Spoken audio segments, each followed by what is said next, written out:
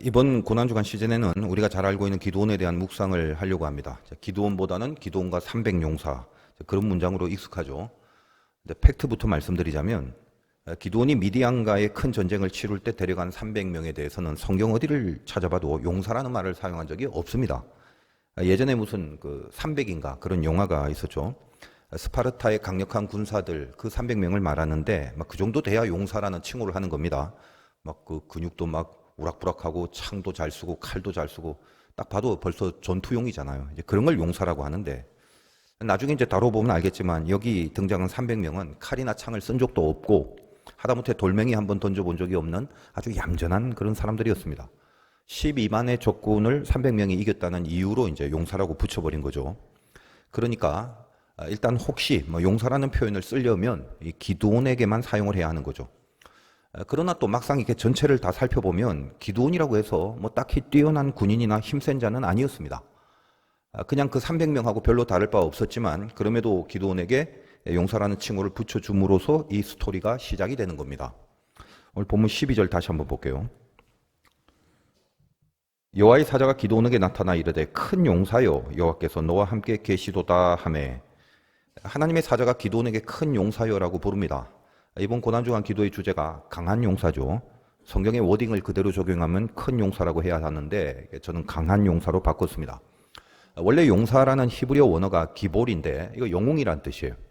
여기에 대해서 좀 성경적 배경을 알 필요가 있는데 그냥 한마디로 말하자면 이 기볼이란 단어는 그냥 무슨 군인이나 전사들을 말하는 개념이 아니라 하나님을 대행하는 어떤 영웅적 전사를 말하는 그런 개념입니다. 고대 전투라는 것은 상당히 영적인 상징이 있었습니다. 어떤 민족 간의 전투라는 게 그 민족을 지키고 있는 신들의 전쟁이거든요. 하늘에서 전쟁이 일어나고 있고 이 전쟁의 그림자가 땅에서 벌어지는 전투의 개념이 되는 겁니다. 그런 개념에서 기드온에게 기볼, 즉 우리말로 용사다 이렇게 부른 이유는 이제 벌어질 싸움에서 기드온은 하나님을 대행하는 전투 요원이란 말이 되는 겁니다. 자, 결국 반대로 말하자면 하나님을 대행하는 개념이 아니라면 하나님이 없다면 기드온은 용사가 안 되는 거죠. 원래 기드온이 자기 자신이 가지고 있는 실력이나 힘으로 용사가 될 조건은 1도 없었습니다. 그래서 오늘 본문에 보면 12절 다시 한번 보면 여호와께서 너와 함께 계시도다. 자, 이 문장이 원래의 히브리어 원문에는 순서적으로 큰 용사여라는 말 앞에 나와 있습니다. 그러니까 오늘 우리말 성경에는 큰 용사여 여호와께서 너와 함께 계시도다. 근데 원어는 여호와께서 너와 함께 계시도다. 그 다음에 큰 용사여 이렇게 되는 겁니다. 그러니까 이거 굉장히 분명하죠. 무슨 말인가요?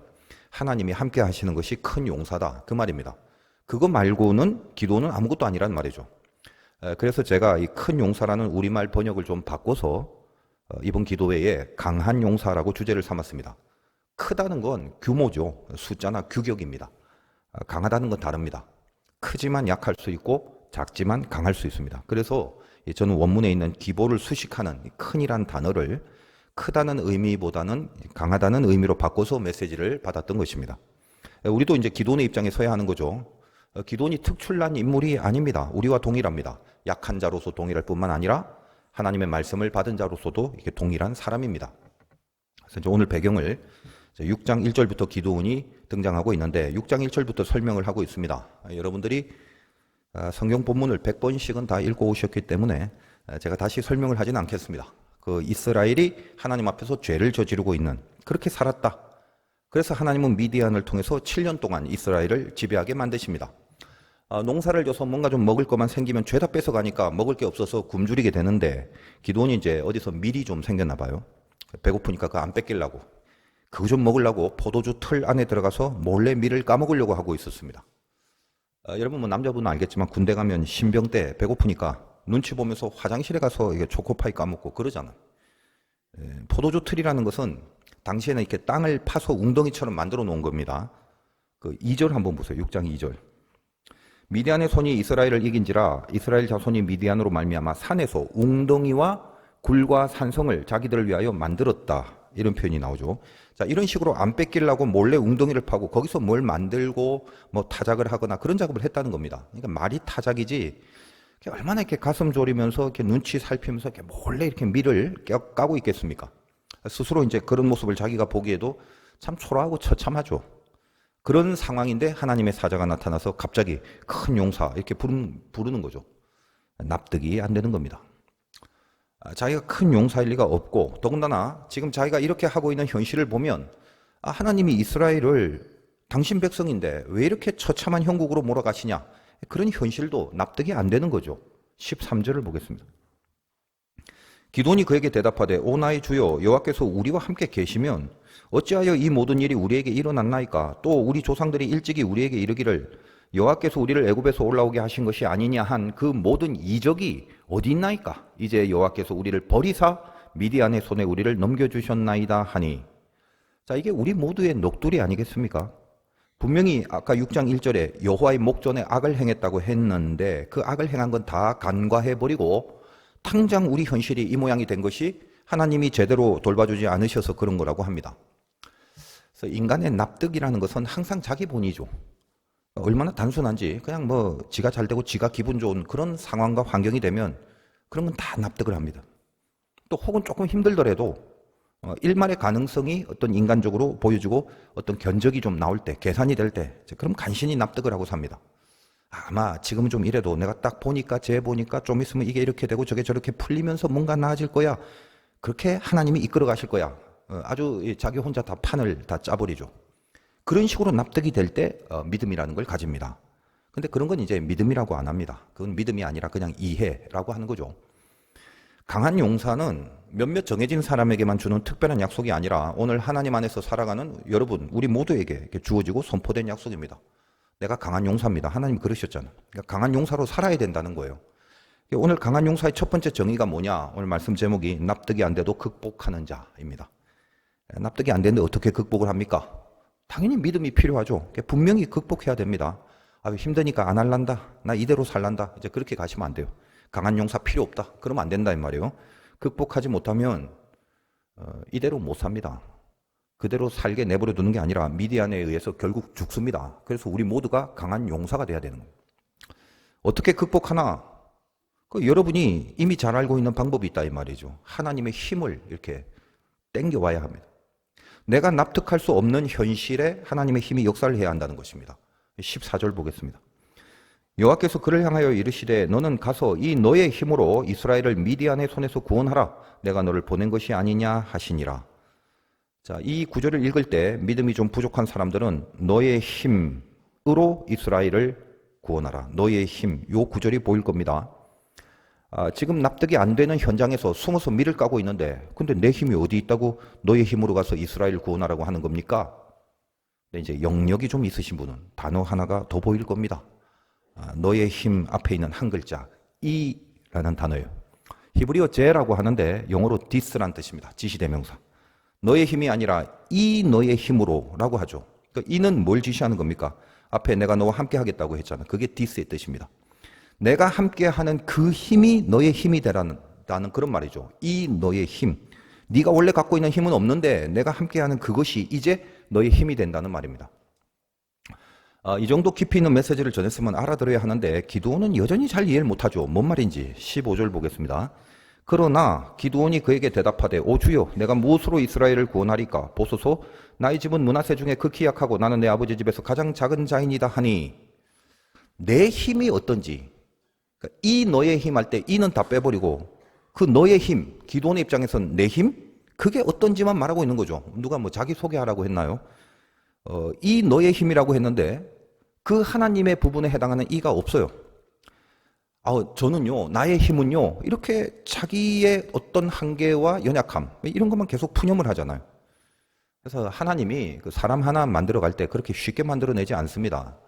인간이 워낙에 어리석으니까 어떨 땐 이게 공부를 시키다 못해 그냥 성질을 좀 내시기도 하고 그러잖아요. 모세가 그런 케이스죠. 말귀 못 알아듣는 사람 굉장히 많습니다. 예전에 이제 제가 학원에서 강사 생활할 때 저는 아주 분명해요. 목회는 사명으로 해야죠. 근데 강사는 직업이거든요. 딱 봐서 머리가 안 된다 싶으면 제 수업에 들어오지 못합니다. 안 됩니다. 24시간 붙들어 매고 같이 살아도 안 돼요. 여러분 그 애들 키우고 공부시키다 보면 좀 안 되겠네. 안 되다 싶은 판단이 들 때가 있다. 당연히 있죠. 그냥 빨리 딴 길로 가셔야 돼요. 근데 참 이게 부모들이 미련이 많아요. 그러니까 부모가 미련해요, 부모가. 열심히 하고 더 노력을 하면 뭔가 될 거라는 착각을 합니다. 물론 1,000,000명 중에 1명 정도 나옵니다. 근데 그거조차도 노력으로 가능한 게 아니라 원래 이제 천재였는데 놀다가 나중에 마음 잡은 케이스다라는 말이죠. 머리가 안 되는데 이 공부시킨다는 게 이제 그게 문제거든요. 1,000,000명 중에 1명이라는 확률은 로또 당첨 확률보다 더 어려운 겁니다. 그러니까 그냥 학원 보낼 비용으로 로또를 계속 사는 게 확률적으로 더 낫습니다. 아이, 목사님 좀 너무하시네. 너무한 게 아니라 제가 참 이 나라 그 교육 현실이 너무 개탄스러워서 드리는 말씀이에요. 애들이 너무 불쌍하고 또 청소년 자살률이 높아지는 게 너무 안타까워 드리는 말씀입니다. 여러분, 전 세계에 1타 강사라는 개념은 우리나라만 있는 거죠. 1타 강사가 1등 스타 강사의 준말입니다. 우리나라에서 가장 돈을 많이 버는 그 스타 강사가 이제 수학을 가르치는데 연봉이 수백억 원입니다. 수백억 원. 스탠포드 대학을 나왔는데 세계 천재들만이 갈 수 있는 대학을 나와서 인류 공영에 이바지하는 게 아니라 학원 강사로 성공합니다. 이 현실은 이 나라 말고는 없어요. 손흥민보다 연봉이 더 높아요. 그렇다면 만약에 그 정도의 사람 밑에서 배웠다면 그냥 거기서 배운 수많은 그 모든 학생들이 전부 다 서울대, 하버드대 다 들어가야 말이 되잖아요. 누구한테 배우느냐 마느냐가 그리 중요한 게 아닙니다. 배울 사람이 배워야 한다는 거예요. 수십 년 전이나 지금이나 늘 가는 사람은 가고 못 가는 사람은 못 갑니다. 그렇다면 우리나라 청소년들은 어떻게 그들의 진학을 계획해야 하는가? 이 점에 대해서 누가 저를 강사로 불러주시면 목사가 아니라 학원 강사가 돼서 제가 강의를 해줄 마음이 가득합니다. 하여간 틀림없는 사실은 지금 우리나라에서 공부하는 청소년들은 정말 불쌍하기 그지없습니다. 행복한 중고등학생이 별로 없어요. OECD 국가 중에 청소년들의 행복 지수가 이제 밑바닥입니다. 구조가 틀려먹었어요. 참 안타깝습니다. 또 너무 빗나가면 안 되니까 좀 삭히고 다시 이제 좀 기도원으로 가보자. 사람은 안 된다 싶으면은 바로 그만하게 되면 되죠. 그만두게 하면 됩니다. 근데 하나님은 절대 포기하지 않으시죠. 모세도 그렇게 했습니다만 오늘 기도원에게도 마찬가지입니다. 말귀를 못 알아듣고 있는 기도원을 포기하지 않으시죠. 16절 보겠습니다. 여호와께서 그에게 이르시되 내가 반드시 너와 함께 하리니 네가 미디안 사람 치기를 한 사람을 치듯 하리라 하시니라. 반드시라고 다시 설명해 줍니다. 물론 기드온이 이렇게 하나님의 말귀를 잘 못 알아들은 게 분명합니다. 그러나 제가 이렇게 묵상을 해보면 너무 기드온을 탓할 이유가 없습니다. 지금 납득이 안 되는 상황에서 믿음을 가진다는 거 이거 쉽지 않아요. 우리도 동일합니다. 아마 이 기드온보다 훨씬 더 어리석고 못 알아들었을 거예요. 우리에게 이 현장이 벌어졌다면. 여러분, 모세 사건을 보면 모세가 이게 참 끝까지 계속적으로 막 연달아 하나님이 주신 사명을 거부하는 그 모습을 보고 왜 저러냐 인간이 쩌쩌쩌 그러고 계신 분들이 많을 겁니다만 제 생각에는 우리 중에 그 누구라도 모세만큼도 따라갈 사람이 없을 거라고 생각합니다. 오늘 기도원도 마찬가지죠. 우린 현실에 대한 납득이 돼야 그 납득을 통해서 인생을 살아갑니다. 납득되지 않는 것을 믿음으로 극복하는 경우 많지가 않습니다. 쉽지도 않고요. 그럼에도 은혜가 되는 게 뭐냐? 하나님의 설득입니다. 하나님의 계속적인 설득이 우리의 납득보다 언제나 강하다는 사실이에요. 우리는 얼마나 많은 하나님의 설득을 듣고 살아가고 있습니까? 제단에서 선포되는 수많은 말씀들은 어쩌면 오늘도 마찬가지지만 여러분들을 향한 하나님의 설득이거든요. 납득은 안 되지만 거기에 하나님의 설득이 늘 포기하지 않고 역사하는 겁니다.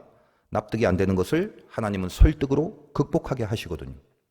기드온은 그 하나님의 설득을 통해서 드디어 한 발을 걸어 나갑니다. 그래도 애를 쓰게 되었다는 말이죠. 그래서 표징을 보여달라고 하는 겁니다. 이 부분은 여러분이 100번씩 읽어봤으니까 다 아시겠지만 기드온이 참 믿음이 없네. 뭘 이걸 표징까지 보여달라고 하나? 의심이 많네. 그렇게 보시면 안 됩니다. 저는 이 기드온의 마음을 참 너무 분명히 알고 있어요. 제가 인생에 처음으로 그 하나님의 음성을 이렇게 사운드로 들었을 때가 있는데 이 기드온과 동일한 마음이었어요. 그러니까 있다면 증거를 보이라는 겁니다. 그거는 의심하고 부인하려고 하는 게 아니에요. 잘 믿고 싶다는 겁니다. 확실히 믿고 싶다는 겁니다. 그래서 동일하게 표징을 구하는 사람이 있다 할지라도 그 심중의 의도는 다를 수 있죠. 의심을 강하게 하려고 안 믿으려고 표징을 보이라고 하든지 믿음을 강하게 하려고 믿으려고 표징을 보이게 해달라고 하든지 둘 중에 하나란 말입니다. 기도는 뭐예요? 믿고 싶었던 거예요. 17절에서 18절. 기드온이 그에게 대답하되 만일 내가 주께 은혜를 얻어싸우면 나와 말씀하시니가 주 되시는 표징을 내게 보이소서. 내가 예물을 가지고 다시 주께로 와서 그것을 주 앞에 드리기까지 이곳을 떠나지 마시기를 원하나이다 하니 그가 이르되 내가 너 돌아올 때까지 머무르리라 하니라. 그래서 기드온은 자기 나름대로 최대한 예물을 준비하고 다시 옵니다. 이 제물의 내용을 보면 당시 이렇게 가난했던 기드온에게 그가 할 수 있는 최대의 정성을 다하여 준비한 제물이었습니다. 제단에 그 제물 위로 사자가 지팡이를 댑니다. 불이 나와서 제단에 제물을 다 태웁니다. 하나님이 받으셨다는 거죠. 20절과 21절. 하나님의 사자가 그에게 이르되 고기와 무교병을 가져다가 이 바위에 놓고 국을 부으라 하니 기드온이 그대로 하니라. 여호와의 사자가 손에 잡은 지팡이 끝을 내밀어 고기와 무교병에 대니 불이 바위에서 나와 고기와 무교병을 살랐고 여호와의 사자는 떠나서 보이지 아니한지라. 자, 여기서 가장 큰 메시지가 뭔가요? 강한 용사가 무엇인지를 다시 확인시켜 주는 거죠. 자, 얼핏 생각에 지팡이 끝을 대면 이 지팡이 끝에서 무슨 화염 방사기처럼 불이 나와야 할 것 같은데 그 액션이 그렇잖아요. 지팡이를 딱 내미니까 우리가 생각하는 자연스러운 수순이 그럴 것 같지 않습니까? 그런데 어때요? 오늘 말씀에 불이 바위에서 나와갖고 그 위에 있는 재물을 다 태웁니다. 이 무슨 말이에요? 하나님이 태우신 거죠. 불이 하나님께서 나왔다는 것입니다. 이 사건은 이제 나중에 마지막 미디안의 전투에서 그 300명이 행했던 전투의 모습과 유사합니다. 그때 다루도록 하겠고, 여러분 지팡이는 연약합니다. 기드온의 표현처럼 므낫세 중에 극히 약하고 자기 집에서도 나는 가장 작은 자입니다. 근데 그 지팡이가 사자의 손에 붙들리면 바위에서 불이 나와 버립니다. 납득이 안 되는데 극복해 버리잖아요, 지금. 여러분에게 예배가 있다는 것은 말씀이 있다는 것이고, 말씀이 있다는 것은 하나님의 설득이 있다는 거예요. 그 하나님의 설득이 예배 중에 말씀으로 선포됩니다. 이제껏 그래왔고, 그리고 지금도, 그리고 앞으로도 여러분들에게 하나님은 계속적으로 설득하실 것입니다. 우리가 살아가면서 우리의 현장은 여전히 납득이 안 되고, 거기에 하나님의 말씀은 늘 선포되고 있습니다. 납득이 안 되는 현실, 선포되는 말씀, 이 사이에 우리는 늘 이걸 어떻게 해야 극복할 수 있는지 고민하고 갈등하고 있습니다. 그러나 극복하는 자가 돼야만 강한 용사가 되는 것입니다. 우리 모두가 다 강한 용사로 불림받았지, 그걸 극복하지 못하는 약한 자로 전락하기를 하나님은 원치 않습니다. 언제 그럼 강한 용사가 되나? 말씀이 현실을 압도할 때 거기서 불이 나오는 거예요. 여러분의 그 모든 힘든 상황들 하나님이 불로 손대주신다는 겁니다. 그것이 강한 용사가 가져야 될 첫 번째 믿음이다 이 말이에요. 지금도 여러분 현실은 여기 앉아 있겠지만 여전히 납득이 안 되는 숱한 상황들이 있을 것입니다. 더군다나 우리는 하나님을 믿고 있기 때문에 하나님이 살아계신다면 그 하나님을 지금 내가 믿고 있는데 왜 이러지? 어떻게 해야지? 더 납득이 안 되죠. 그런 고민과 염려가 더 깊이 있을 것입니다. 솔직히 저 세상 사람들보다 예수 믿는 사람들이 그 고민과 염려의 정도가 더 복잡합니다. 세상 사람도 어때요? 그냥 에라이 재수가 없으려니까 술 먹고 떼어버리죠. 우리는 아니죠. 우연이라는 게 없다고 생각하고 있기 때문에, 재수라는 게 없다고 생각하기 때문에 엄연히 하나님이 살아계신다는 조건 하에 우리의 인생을 생각해야 되기 때문에 더 복잡하고 훨씬 더 그 받는 데미지가 깊을 수가 있어요. 더 절망스러울 수 있습니다. 그러나 그렇기 때문에 그 하나님으로 인하여 더 분명한 극복의 능력과 역사를 만나게 됩니다. 저 세상 사람들은 경험할 수 없고 만날 수 없는 그 역사를 우리는 만날 수가 있다는 거죠. 오늘 기도하실 때 나는 참 작은 자인데 내가 어찌 강한 용사가 돼서 이 납득이 안 되는 현실을 극복할 수 있다는 말인가? 주님, 나의 힘이 아니라 나와 함께 하시는 하나님의 그 힘이 나에게 역사하심을 믿습니다. 이 말씀이 내 현실을 압도하게 하옵소서. 납득할 수 없는 것들 앞에서 극복할 수 있는 그 승리가 있게 하옵소서. 나는 하나님으로 인하여 강한 용사임을 믿습니다. 여러분, 오늘 이 첫날의 기도 가운데 하나님이 불이 돼서 여러분의 그 현실과 현장을 태워버리는 역사가 나타날 수 있기를 주님의 이름으로 축원드립니다.